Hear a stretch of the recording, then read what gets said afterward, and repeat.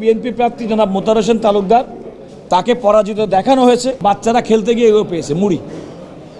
এটা তো তাদের সামনে থাকার কথা, ব্যালটটা ছেড়ে দেবে, মুড়ি থাকবে তাদের কাছে, কিন্তু এই মুড়ি রাস্তাঘাটে পাওয়া গেছে। আমরা ময়মনসিংহ 2 বিএনপি প্রার্থী জনাব মোতাহার হোসেন তালুকদার, এই ক্ষেত্রে অবশ্য তিনি স্বতন্ত্র রিকশার প্রার্থী খেলাফত মজলিসের জনাব মোহাম্মদুল্লাহর বিরুদ্ধে তিনি মামলাটি করেছেন। এটাও আদালত একইভাবে আমাদের প্রাথমিক বক্তব্যে সন্তুষ্ট হয়েছে। এই মুড়িগুলো থেকে এই যে দেখেন, আমরা এই নির্বাচনে যে অনিয়ম অব্যবস্থাপনা তার প্রমাণ হিসেবে এই দেখেন নির্বাচনের যে মুড়ি, এই দেখেন, এই যে এগুলো আমরা আদালতকে দেখিয়েছি। বাচ্চারা খেলতে গিয়ে এগো পেয়েছে মুড়ি।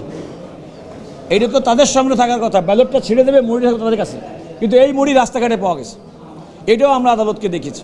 এখানেও বিএনপি প্রার্থী জনাব মোতাহার হোসেন তালুকদার তাকে পরাজিত দেখানো হয়েছে এবং বিপরীতভাবে রিকশার প্রার্থী জনাব মোহাম্মদুল্লাহকে বিজয়ী দেখানো হয়েছে। এবং আমরা আদালতকে এই সাক্ষ্য প্রমাণ দেখাতে সক্ষম হয়েছি যে নির্বাচনের নামে কিভাবে করাপ্ট প্র্যাকটিস করে এজেন্টদেরকে বের করে দিয়ে সিলভার টিপ কন্ট্যাক্টে তৈরি নিরাপদ ও নান্দনিক ক্লিক সুইচ নির্ভরতা জীবন জুড়ে তাদের স্বাক্ষর না ছাড়া ফলাফল প্রকাশের মাধ্যমে বিএনপি প্রার্থীকে পরাজিত দেখানো হয়েছে।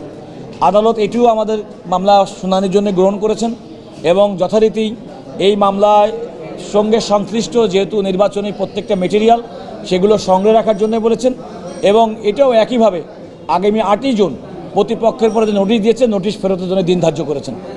আজকে এই দুটি মামলা আমাদের বিএনপির দুজন প্রার্থী, একটা হচ্ছে কুমিল্লা 11 জনাব কামরুল হুদা, যিনি জামাতের নায়েবে আমির জনাব সৈয়দ আবদুল্লাহ মোহাম্মদ তাহেরের বিরুদ্ধে এই নির্বাচন পিটিশনটি করেছেন।